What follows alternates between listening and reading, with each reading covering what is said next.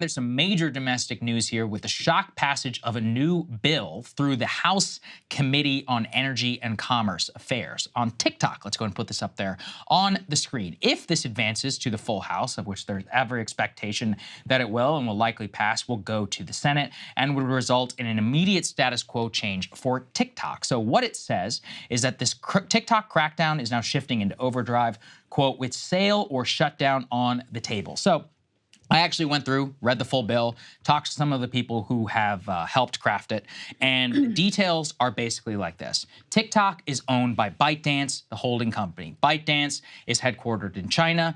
I've done extensive work on this in the past, and they would not even really dispute it that they are controlled by the Chinese Communist Party and the Chinese government. ByteDance is, specifically, which is the holding company of TikTok. So this bill would require ByteDance to immediately, within 40 days of passage of the bill, divest itself of TikTok as a media asset, or then face a shutdown and a ban inside the United States. It's very substantively different from the Restrict Act. The Restrict Act, which we previously had spoken about, Crystal, would have resulted in the discretionary authority of the president to ban such a thing, whereas this relies on export-import control laws that we have on our books that say that control of assets by foreign governments, as it could be applied here to social media, would then result in an immediate divestiture or a ban. So substantively, it is a little bit different. This has, though, transformed itself into a major political issue. TikTok immediately pushed notifications to many of its users, resulting in a flood of calls on Capitol Hill. TikTok claiming that the legislation would have resulted in an immediate ban, failing to neglect the sale part that I mentioned here. However, the discourse has now transformed and is now all about whether we should ban TikTok or not. Donald Trump actually weighed in on this on the opposite side of the issue that he was previously. He says if you get rid of TikTok, Facebook and Zucker Schmuck will double their business. I don't want Facebook, who cheated in the last election, doing better. They are the true enemy of the people. Immediately then backed up by Elon Musk. If we can put that up there, please. He says Trump's statement there is correct. And a lot of this actually traces back to an interesting gentleman who I've recently become acquainted with, named Jeff Yass. If we can put this up there, please, on the screen. Mr. Yass is a billionaire Republican donor and happens to own a nice $33 billion stake in ByteDance, which of course is reaping massive benefits from the TikTok profits, and has been whispering, it seems, in Trump's ear. He is also the major funder of the Club for Growth PAC here in the United States, which is like a major kind of libertarian organization, and apparently has now placed Kellyanne Conway, Trump's former strategic communications advisor, on retainer, and she's being paid a nice healthy salary to lobby against this. So with all the details there, Crystal, what do you think? Well, we should also keep I mean, Trump in his way, he does make a point that banning TikTok would be a tremendous gift to all the TikTok competitors. Yes, correct. Tremendous gift to YouTube. I mean, we self-interestedly, I should be in favor of it, I guess, because it would funnel a bunch of people our way, potentially. You know, all of these social media giants, they've been desperately trying to recreate TikTok's success, Zuckerberg in particular with Instagram Reels. So banning TikTok is a massive gift to the tech industry, which I think is part of why this bill sailed through committee with a unanimous vote. Because yes, while TikTok obviously has a lot of interest in not being banned and not having a sale forced on it, you also have other moneyed interests on the other side that are pushing in the other direction. So that's number one. Number two, I mean, it's no mystery to me why this is coming about right now, which has everything to do with the fact that young people are getting, you know, a very different and very real view of what's happening in Gaza right now on TikTok. And so this conversation had, you know, sort of spiked during the Trump administration and sort of died down. The reason it's coming back right now, I think, is directly tied to the fact that they see the numbers among young people. They see the different view of Israel. They see the different view of Israel's assault on Gaza. And so there's a panic about, like, these young people, and we got to control what they see, and disinformation, et cetera, et cetera. So I think that's also part of why you see this new initiative and this bipartisan unanimity when it comes to banning TikTok. And, you know, the other thing I would say is, I do think that there's huge First Amendment issues here.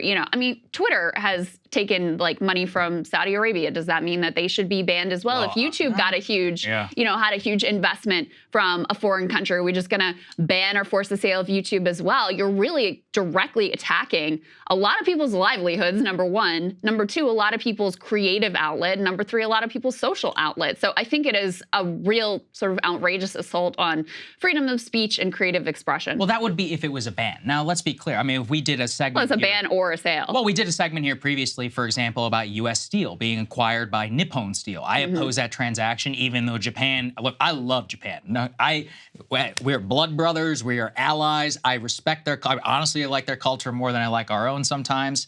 That said, sorry, you shouldn't be owning critical parts of our steel infrastructure because you're going to use it for your purposes and not.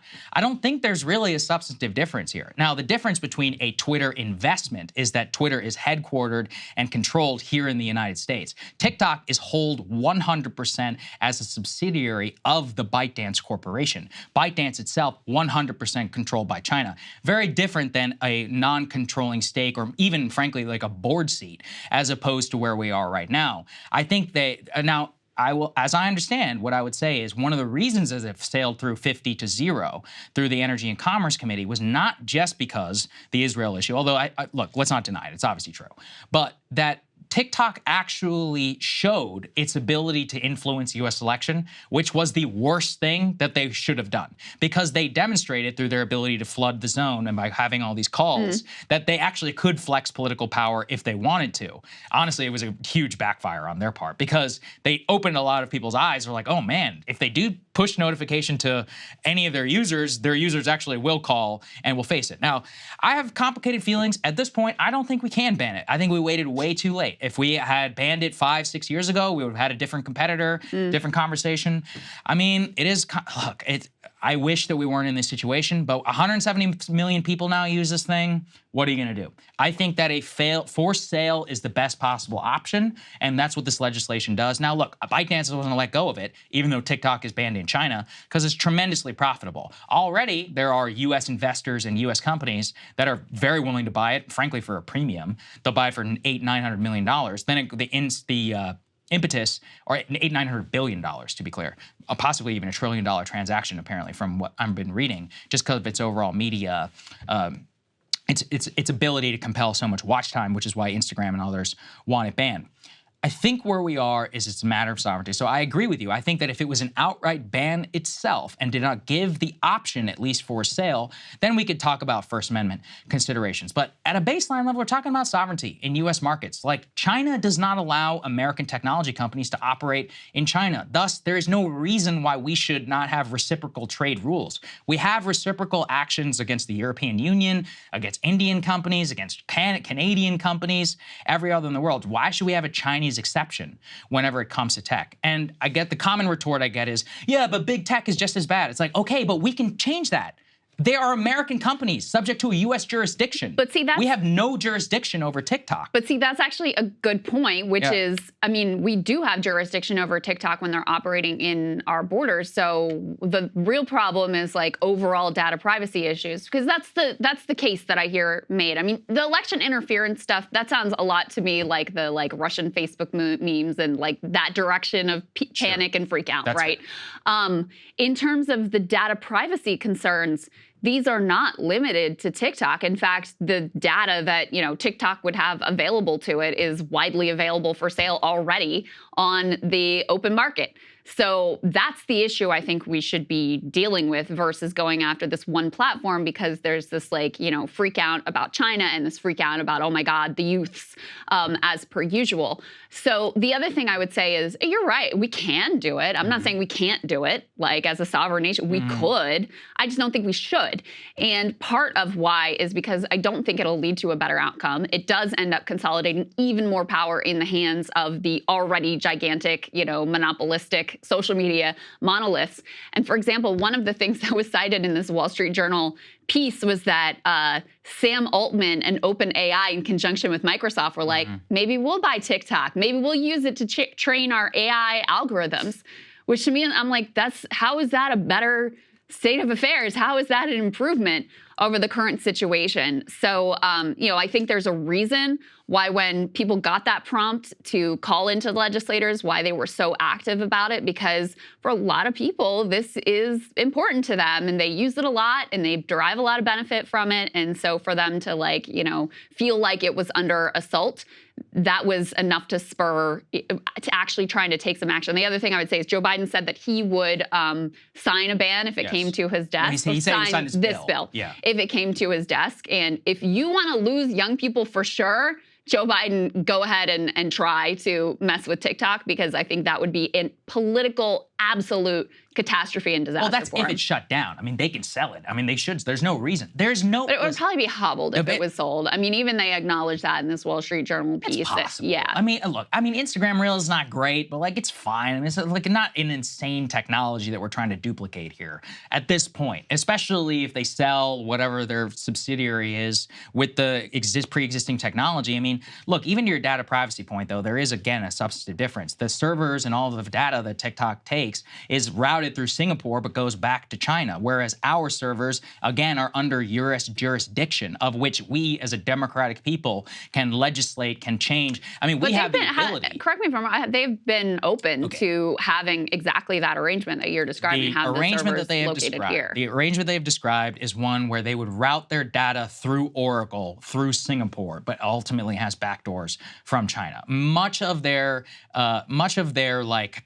their reply and all of that comes down to the fact that they want to keep their ByteDance ownership. And listen, if I were ByteDance, yeah, I would want to keep it too. But guess what? You don't let us do business in your country. So why should we let you do business in our country? That's because nuts. Our people really like it. And a lot of that's people not a good enough reason. I mean, just imagine if it was YouTube and our livelihood is very dependent on it, right? Okay, I mean, there's a lot of people whose livelihoods at this point are tied up in TikTok.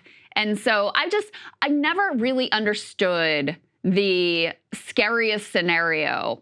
People always sort of allude to these nefarious things that could happen, but I've never really understood how that could play out in this way that would be disastrous, which isn't already unfolding. Like I said, the data and privacy is already invaded. Our legislators have already failed us on that front.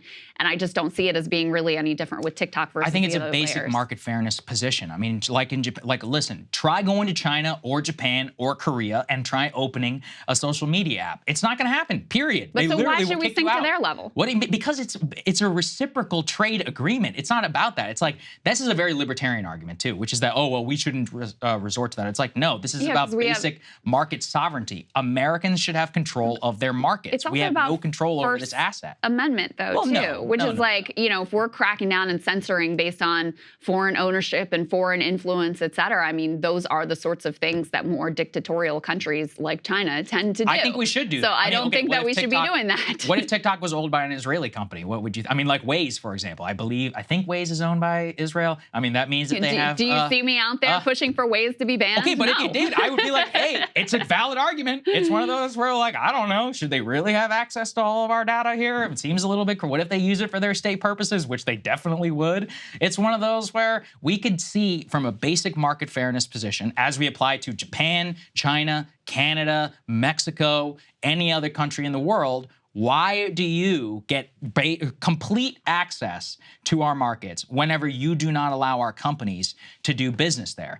This is sovereignty. Now, in terms of forcing a sale, I think it was the best option. I would also say Trump is the reason that all of this happened, and I will never let him off the hook for this. If you'll recall, in 2019 and 2020, he tried to do a forced sale option, but screwed it up so badly that both the U.S. government and TikTok basically folded. At that point, there were only some 60 million, I mean, still a lot, but 60 million people who were using the app. You probably could have banned it at that time, and there wouldn't have been the attendant social chaos. At this point now, I don't think it is possible just because we have some 170, 180 million people. It's a part of the culture whether you like it or not. And it's then now a question of okay, well, how do we manageably have this asset, here in the U.S.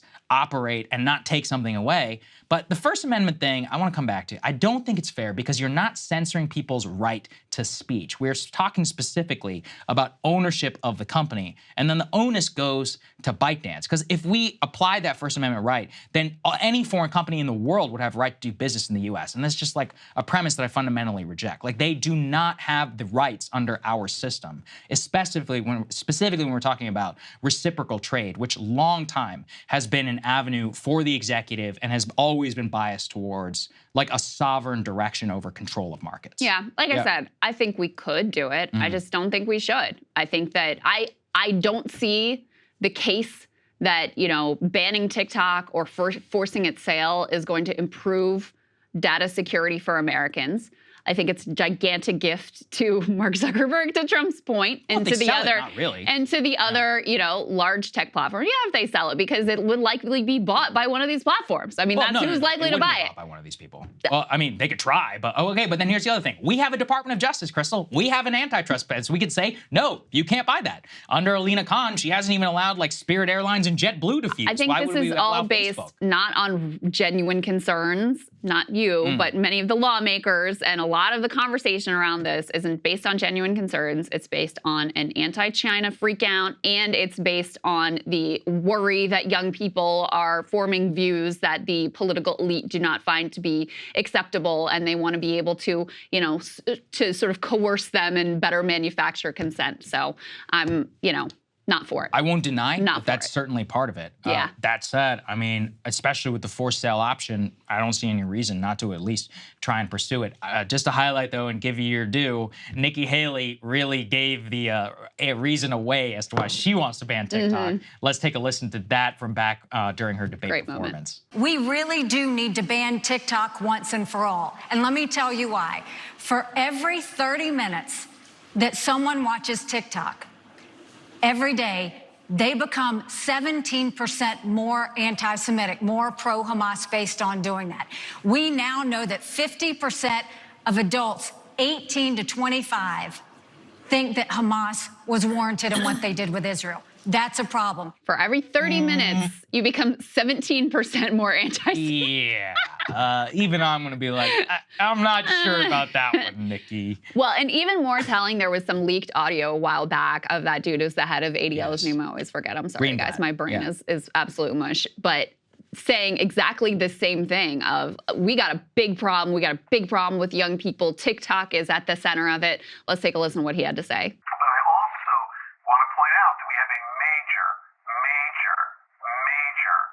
Generational problem. All the polling I've seen, ADL's polling, ICC's polling, independent polling, suggests this is not a left-right gap, folks. The issue in the United States in support for Israel is not left and right. It is young and old. And the numbers of young people who think that Hamas's, massacre was justified is shockingly and terrifyingly high. And so we really have a TikTok problem, a Gen Z problem, that our community needs to put the same brains that gave us Taglit, the same brains that gave us all these other amazing innovations, need to put our energy toward this, like, fast. Because again, like, we've been chasing this left-right divide. It's the wrong game. So we really have a TikTok problem. We really have a Gen Z problem. You do have a Gen Z problem, but it's not so much about TikTok. It's just, people being able to see what's happening for themselves. That's why I get annoyed too, because I'm like, guys, it's not a TikTok problem. You can go on Twitter, you can see the exact same thing. Like, what are you talking about? Like, you don't even need Twitter. You can go on Google. You can go on WhatsApp. Like, you can have people Telegram, any of these other channels. It's like, you have an internet problem. You don't have a TikTok. You have a reality problem. That's the truth. So there it is. By the way, if anybody's wondering, I doubt that this thing is going to go anywhere. As I understand, the Senate very unlikely to take it up, just because there's multiple TikTok pieces of legislation inside of that. Even though Biden said he would sign it, as politically it'd be a problem for him. And they have their own what's it called? They have their own CFIUS review that's actually going on right now. CFIUS is like the organization inside of the Treasury Department, which sets the kind of export-import rules that I'm talking about here. That would be an easy thing to fall back on. And then they would likely just come to some sort of data agreement that you and I were talking about previously. So my prediction is that's probably where we end up. I don't see any scenario politically where it's going to be banned, where even at the forced sale. The problem in the past with the forced sale was specifically individuals like Jeff Yass sued against securities guidelines because they're like, well, you're robbing me as my rights as a U.S. investor in ByteDance. So there's a lot of legal hurdles before we get to any of that point for any TikTokers who are out there. Hey guys, if you like that video, go to breakingpoints.com, become a premium subscriber, and help us build the best independent media organization on the planet. That's right. We're subscriber funded. We're building something new. We want to replace these failing mainstream media organizations. So again, to subscribe, it's breakingpoints.com.